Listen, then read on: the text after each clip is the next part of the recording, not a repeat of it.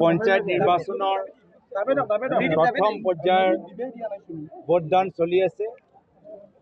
মই অসমৰ বাসিন্দাসকলক, নাগৰিকসকলক, ভোটাৰসকলক অনুৰোধ জনাইছোঁ যে সকলোৱে ওলাই আহি লোকতন্ত্ৰৰ পক্ষত, গণতন্ত্ৰৰ পক্ষত, শান্তি সম্প্ৰীতিৰ পক্ষত নিজৰ মূল্যৱান ভোট প্ৰদান কৰে। লগতে আজি নলবাৰীত আমি আহিছোঁ। নলবাৰীত আমি ৰাইজক বুজাইছোঁ যে যিদৰে ৰামায়ণত ৰাৱণে মা সীতাক অপমানিত কৰিলে, মা সীতাৰ ওপৰত এটা কলংক আনিবলৈ চেষ্টা কৰিলে, আজি অসমত মুখ্যমন্ত্ৰী হিমন্ত বিশ্ব শৰ্মা ডাঙৰীয়া অসমৰ চৰকাৰী চাকৰিৰ ভিতৰত কাম কৰা মহিলাসকলৰ ওপৰত একে তেওঁ এটা দাগ লগাবলৈ চেষ্টা কৰিছে, কলংকিত কৰিবলৈ চেষ্টা কৰিছে। অসমৰ আইসকলৰ মান স্বাভিমানৰ ওপৰত তেওঁ আঘাত পেলাইছে আৰু তেওঁ ইমানো আজি তেওঁ সেই অসমীয়াৰ আদৰ্শ 1% তেওঁ গাত নাই যে নিজৰ ভুল মন্তব্যৰ বাবে তেওঁ অসমৰ আইৰ পৰা ক্ষমা বিচাৰক। আমি এইখিনিয়ে কথা আজি ৰাইজক বুজাই দিছোঁ।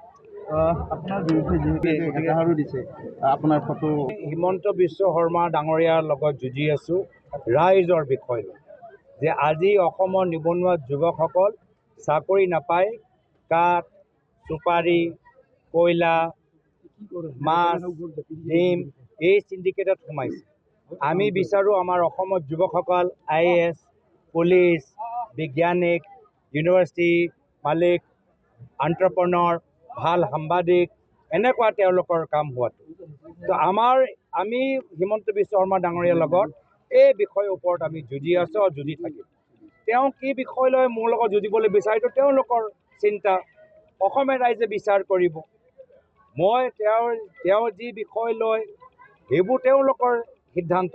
আমি যুঁজি আছোঁ অসমৰ ৰাইজৰ হৈ, যুৱকসকলৰ হৈ, অসমৰ আৰ্থিক সংকট লৈ, আজি গাঁৱৰ ভিতৰত যে ড্ৰাগছ এটা ডাঙৰ সমস্যা সেয়া লৈ আমি অসমৰ ৰাইজৰ বিষয়বোৰ লৈ হিমন্ত বিশ্ব শৰ্মা ডাঙৰীয়াৰ লগত যুঁজি আছোঁ আৰু যুঁজি থাকিম।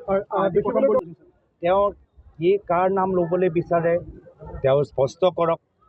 আমিতো প্ৰত্যেক ক্ষেত্ৰত আমি বিচাৰোঁ যে তৰ্তি সহকাৰে ৰাইজৰ আগত গোটেইখিনি কথাবোৰ প্ৰকাশ কৰক। তো আমি সেইটোৱে বিচাৰোঁ। আৰু বৰ্তমান আমাৰ পঞ্চায়ত নিৰ্বাচনত তেওঁলোকে এইবোৰ কথা লৈছে। আমাৰ কথা হ'ল যে আপোনালোকৰ আজি ইয়াৰ স্থানীয় বিধায়ক আজি জল জীৱন আঁচনিৰ যোগেদি আটাইতকৈ মই দেখোঁ যদি অসমত বিফল আঁচনি সেয়া হৈছে জল জীৱন আঁচনি। আৰু আটাইতকৈ বেছি কোটি PWD পিছত আটাইতকৈ বেছি কোটি কোটি টকা মোৰ জনামতে জল জীৱন আঁচনিৰ ভিতৰত পোৱা যায়। জল জীৱন আঁচনি অসমৰ ভিতৰত আটাইতকৈ ডাঙৰ স্কেম। মানুহবোৰে কৈছে যে গাঁৱৰ ভিতৰত পাইপ আছে, পানী নাই। এতিয়া এইবোৰ কথা আপোনালোকৰ ৰাতি নিউজ চেনেলত বাজে নাবাজে বেলেগ কথা, কিন্তু গাঁৱৰ ভিতৰত পথাৰে পথাৰে এইবোৰ কথা চলি আছে। পঞ্চায়ত নিৰ্বাচন চলি আছে। মোৰ ভোটটো মিউনিচিপালিটিত আছে। তো মোৰ যেতিয়া মিউনিচিপালিটি ইলেকশ্যন হ'ব তেতিয়াই মই ভোটটো দিব পাৰিম। আপোনাক কিয় বাৰে বাৰে টাৰ্গেট কৰি লয় মুখ্যমন্ত্ৰীগৰাকীয়ে? কাৰণ লোকসভা ইলেকশ্যনটো দেখিবলৈ হ'লে ভয় কৰিছে। যিহেতু বহুতৰ ৰাজনৈতিক কেৰিয়াৰ শেষ হৈ যাব, বহুতে ৰাজনীতি ত্যাগ কৰিব লাগিব যেতিয়া পৰৱৰ্তী দিনত কংগ্ৰেছ চৰকাৰ আহিব। তো সেই ভৱিষ্যত লৈ আজি তেওঁ সংকটত আছে, ভয় কৰিছে আৰু সেইকাৰণে দিনে ৰাতি তেওঁলোকৰ টোপনি নাই। টোপনি তেওঁলোকৰ এটাই কিবা ছবি আহি থাকে যে তেওঁলোকৰ কি হ'ব। তো সেয়া লৈ এইখিনি কথা অসমৰ ৰাইজে ভালদৰে বুজি পাইছে। আমাৰ চিন্তা তেওঁলোকে কি চিন্তা কৰিছে সেয়া লৈ নহয়, আমাৰ চিন্তা হৈছে যে আমাৰ গাঁৱৰ ভিতৰত যুৱকসকলে শিল, বালি, কাঠ, মাছ, ডিম চিণ্ডিকেট কৰাতকৈ IAS, IPS, আৰ্মিত তেওঁলোকে ভৰ্তি হোৱাটো আমি বিচাৰোঁ। যিকোনো খবৰৰ বাবে যোগাযোগ কৰক 7099017330 লগতে 7099017110 নম্বৰত।